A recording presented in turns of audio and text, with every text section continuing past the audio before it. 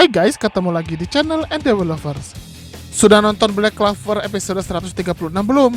Kalau belum, linknya ada di kolom deskripsi video ini. Kali ini saya akan bahas tentang episode itu dan keistimewaan Noelle Silva, dimana saya curiga nanti setelah menjaga kerajaan Harsh turun-temurun, sang roh air yaitu Undine bisa jadi akan berpindah menjadi milik Noelle. Bagaimana bisa? Kali ini kita akan bahas. Tapi sebelum lanjut, yuk gabung di grup diskusi anime manga Endeavolovers, di mana teman-teman kita bisa saling bertukar pikiran tentang dunia anime dan manga, juga tentang hal-hal lainnya. Jangan lupa juga untuk klik tombol subscribe bagi yang belum subscribe, dan klik tombol like serta share video ini di semua sosmed teman-teman. Oke, kita akan bahas sekarang. Let's check it out.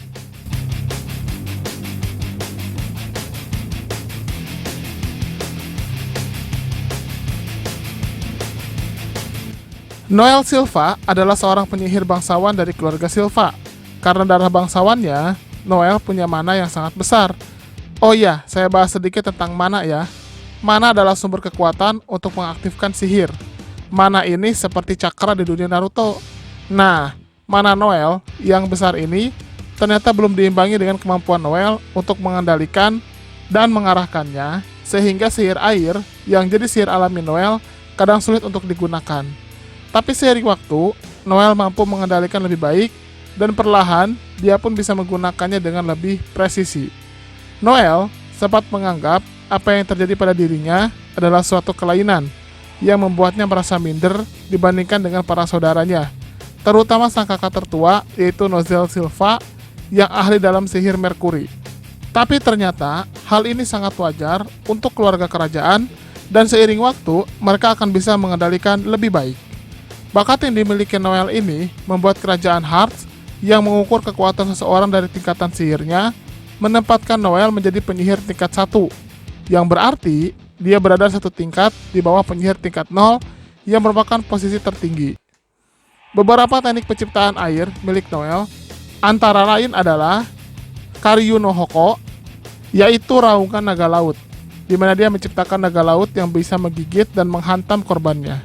Lalu kemudian ada juga Karyu no Yurikago atau buaya naga laut, di mana ini adalah sihir untuk pertahanan atau sebagai alat transportasi dalam air, di mana Noelle membentuk bulatan berisi udara yang bisa membawa Noelle dan orang lain dalam air. Dan teknik andalan Noelle adalah Valkyrie Dress, yang membuatnya memiliki pedang dan armor serta perisai dari air yang dipadatkan. Mode Valkyrie Dress ini adalah mode yang sebelumnya juga dikuasai oleh ibu Noelle, yaitu Asier Silva. Sayangnya, ibu Noelle mati di tangan Megicula sang iblis, karena ibu Noelle mendapatkan kutukan dari iblis itu. Disinilah Noelle selalu berusaha untuk lebih kuat agar bisa melawan Megicula untuk membalaskan dendam kematian ibunya. Ternyata Megicula ini adalah salah satu iblis yang dikuasai oleh kerajaan Spade. Di mode Valkyrie Dress, Noelle ternyata tidak hanya bisa bertarung dengan kuat, tapi juga memiliki kemampuan untuk terbang karena ada mode sayapnya. Oke, kita ke episode 136. Para kesatria sihir Black Bull pergi ke pantai Raki yang memiliki jumlah mana yang sangat besar. Mana yang besar ini membuat pantai itu sangat cocok untuk berlatih dan memperkuat kemampuan sihir. Nah, ternyata Noelle yang berlatih mengendalikan sihir air sempat diganggu oleh suara-suara nyanyian yang ternyata berasal dari penjaga laut. Noelle pun bersusah payah untuk bisa mengendalikan kekuatannya, yang akhirnya bisa membawanya bertemu penjaga laut itu. Di sini kita bisa melihat kekuatan besar Noelle yang mulai bisa memanfaatkan mana di sekitarnya. Dia bahkan sekarang bisa di tahap menciptakan Karyu no Yurikago untuk masing-masing orang, dengan daya tahan yang lebih kuat lagi daripada biasanya. Bahkan karyunya itu bisa bertahan terhadap serangan benda tajam sekalipun. Singkat cerita, penjaga laut berusaha ditenangkan oleh Kahono dan Kiyato, dan akhirnya penjaga laut itu bisa tenang. Nah, sebenarnya segitu potongan cerita episode 136 yang saya bahas, karena memang terasa filler dan sisanya kurang seru. Tapi ada yang saya garis bawahi, jika bakat Noelle ternyata begitu besar, dengan pengalaman bertarung yang terus diasah dan modal kekuatan mana yang besar, Noelle ini akan jadi penyihir yang sangat kuat ke depannya.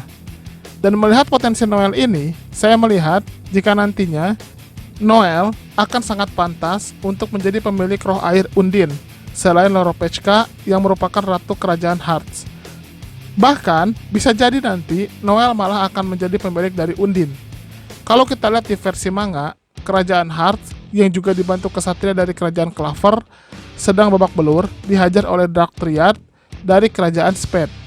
Dan memang, Loropechka saat ini sedang di kondisi terdesak.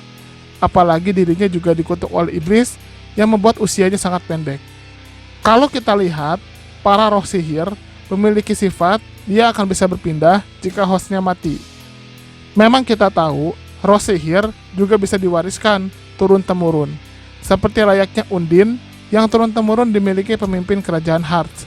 Tapi kalau kita lihat Salamander yang awalnya ada di tubuh Vanna, lalu setelah elf di tubuh Vanna dihilangkan dan dikembalikan, Salamander pergi dan bangkit di tubuh Fuegoleon.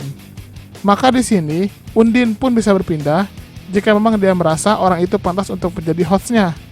Dan jika diasah lebih keras lagi, saya rasa Noelle akan sangat cocok untuk menjadi host dari Undine, sang roh air.